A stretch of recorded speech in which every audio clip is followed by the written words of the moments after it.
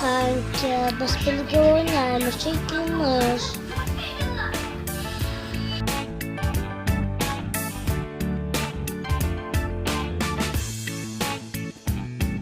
Пол это лава. Lava mı kanki? Bende lava kop bulaşka. Kes. Hadi lava sen kes ayağına.